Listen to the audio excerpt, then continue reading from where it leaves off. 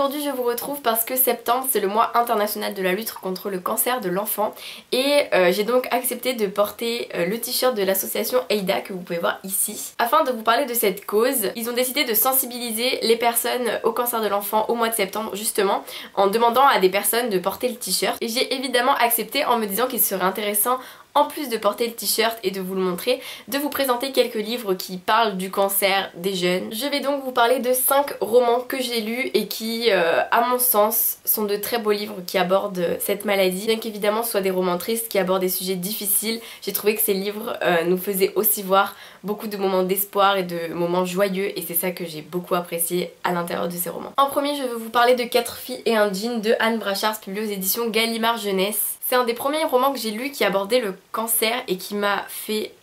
quelque chose vraiment d'incroyable à l'intérieur de moi. J'ai trouvé ça beau et j'en pleurais tellement c'était beau, mais pas parce que c'était triste mais parce que c'était beau. 4 filles un jean, c'est l'histoire de 4 filles qui sont amies et qui vont se passer un jean tout au long de l'été pour partager des moments ensemble. Et là où ce roman aborde la maladie, c'est pour l'une des 4 filles justement. Il s'agit de Tibi, une fille qui cache beaucoup sa sensibilité derrière des vêtements et une allure un peu rebelle, et elle va rencontrer une petite fille qui au début va l'insupporter et peu à peu elle va se rendre compte que cette petite fille est malade et une amitié va naître entre ces deux personnages et c'est juste la plus belle histoire d'amitié que j'ai pu lire de ma vie et vraiment que ce soit dans le livre ou dans le film qui a été adapté, j'ai trouvé que c'était juste sublime. Cette relation qui liait les deux personnages, c'était juste magnifique.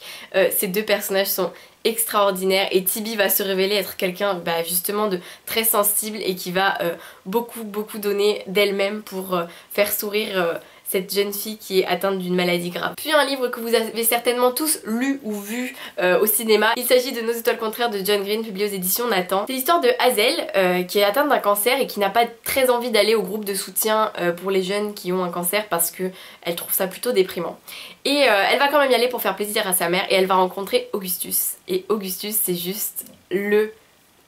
personnage absolument parfait de la littérature. Vraiment c'est un adolescent qui lui aussi est atteint du cancer et tous les deux vont vivre une histoire extraordinaire évidemment. C'est un roman qui est extrêmement beau parce qu'on a vraiment deux visions de la vie qu'ils vont partager, ils vont se parler et s'influencer l'un l'autre et c'est quelque chose de très touchant de les entendre avoir toutes ces conversations vraiment très intéressantes, très enrichissantes et très émouvantes. C'est vraiment une des plus belles histoires d'amour que vous pourrez lire dans toute votre vie parce qu'elle réunit deux jeunes adolescents qui étaient un peu perdus et qui en se rencontrant vont se trouver justement et il n'y a rien de plus beau que ça et vraiment c'est un roman extraordinaire et si vous ne voulez pas le lire vous pouvez le voir parce qu'il est sorti en film et le film je l'ai trouvé tout aussi beau. Il y a aussi La fille qui ne croyait pas au miracle de Wendy Wender publié aux éditions Hachette dans la collection Black Moon. On va suivre l'histoire de Cam, une jeune fille qui est donc atteinte d'un cancer aussi et qui ne croit vraiment pas au miracle ni en Dieu ni à tout ce qui pourrait se passer de divin ou même presque de beau, c'est à dire qu'elle n'a pas énormément d'espoir mais vu qu'elle se sait condamnée elle décide de rédiger une liste de tout ce qu'elle veut faire avant de mourir et elle ne veut pas attendre que le destin arrive et elle veut bousculer les choses et espère avoir le temps de faire toutes ces choses qu'elle écrit dans sa liste. Elle veut perdre sa virginité, elle veut se faire briser le cœur par un super beau mec, elle veut détruire les rêves de sa petite sœur. Cam c'est vraiment un personnage qui est assez sombre, assez noir et justement c'est là qu'est toute l'histoire. On va découvrir que Cam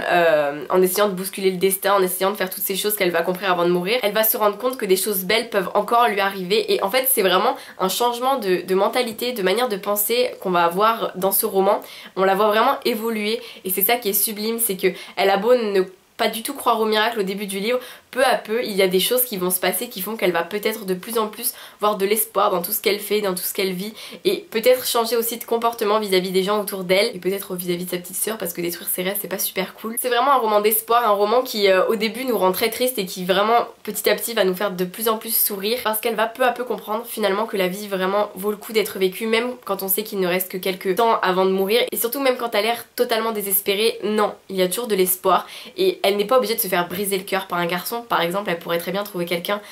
qui l'aime pour ce qu'elle est. C'est un livre qui peu à peu nous fait croire au miracle nous aussi. Il y a aussi 5 centièmes de seconde de Lois Lowry publié aux éditions Casterman. C'est le premier roman de Lois Lowry que vous connaissez peut-être parce qu'il a écrit le livre Le Passeur qui est sorti aussi en film d'ailleurs. Et ici on suit l'histoire de deux petites filles qui sont sœurs, Meg et Molly. Et Molly est une petite fille vraiment rieuse, lumineuse, alors que Meg elle se sent vraiment terne et totalement sans intérêt. Elles vont aller donc en vacances à la campagne toutes les deux avec leurs parents et là elles vont vraiment découvrir un endroit qui est tout autre parce qu'elles se sentent vraiment reculées du monde. Et Molly va peu à peu perdre de sa lumière tandis que Meg va briller davantage et si Molly perd peu à peu de sa lumière, c'est justement parce que elle va être atteinte d'une maladie et Meg va vivre dans une sorte de non-dit parce que ses parents ne vont pas vraiment lui expliquer ce qu'il se passe, mais nous-mêmes justement on se met à la place de Meg tout au long de ce livre et on ressent cette tension, ces secrets et surtout cette envie de protéger l'autre qui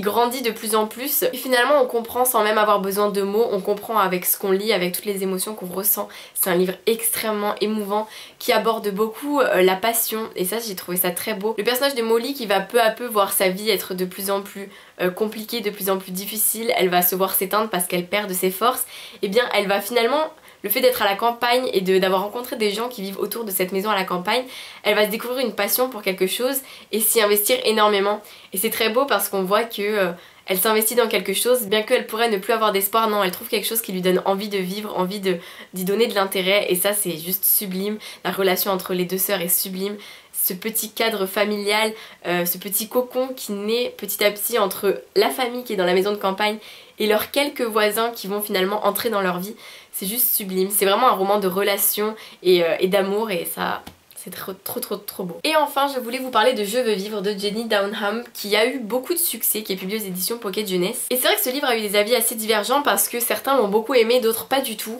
Et tout simplement parce qu'on va suivre Tessa qui vient d'avoir 16 ans, qui se sait condamnée et qui va essayer de réaliser ses rêves avant de mourir. Justement encore ce concept de réaliser ses rêves avant de mourir. Et si certaines personnes n'ont pas trop aimé ce livre, c'est parce que Tessa c'est un personnage très particulier qui a un caractère très fort, qui peut parfois ne pas plaire au lecteur et je pense que c'est vraiment pour ça que parfois on a du mal avec ce roman. Mais Tessa justement malgré ce caractère, ce qui est assez incroyable c'est que dans ce livre on va beaucoup s'attacher à elle parce que on comprend son désarroi, on comprend son envie d'envoyer bouler tout le monde, mais vraiment, parce qu'on se dit mais si on était à sa place pourquoi on ferait pas pareil, je veux dire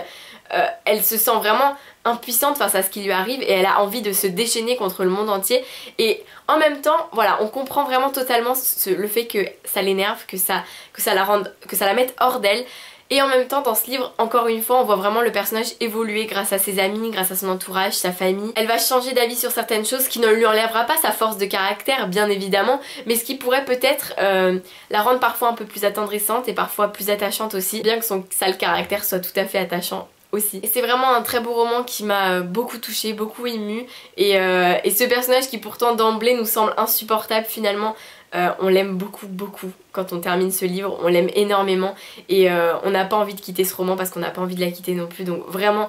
c'est un personnage fabuleux. Voilà, j'avoue que c'est super compliqué pour moi de vous parler de romans comme ça parce que des romans qui abordent le cancer c'est dur, de parler de 5 romans qui abordent le cancer c'est d'autant plus dur, mais vraiment j'avais envie de faire cette vidéo pour vous parler de cette association. Je vais vous mettre tous les liens en barre d'infos, j'aimerais vraiment que vous vous renseigniez là-dessus, ça me ferait vraiment plaisir de savoir que vous aussi vous avez envie de vous impliquer dans cette cause. Et donc si vous avez envie de lire des romans qui abordent ce thème très difficile mais très important, ces romans je pense le font très bien. Voilà, je remercie l'association Aida et Léa de m'avoir envoyé le t-shirt, de m'avoir permis de m'associer à la cause et j'espère bien évidemment que cette vidéo vous a plu quand même. Désolée si je me répétais un peu, désolée si je ne savais pas trop comment parler de ces livres, j'espère que je l'ai quand même pas trop mal fait. Et je vous dis à très vite pour une nouvelle vidéo. N'hésitez pas en commentaire à me donner vraiment tous les titres de romans que vous connaissez qui abordent ce sujet très difficile qu'est le cancer chez l'enfant. Je serais vraiment très heureuse de pouvoir découvrir de nouvelles lectures qui abordent ce thème et je vous souhaite de passer de très belles lectures et je vous dis à très vite.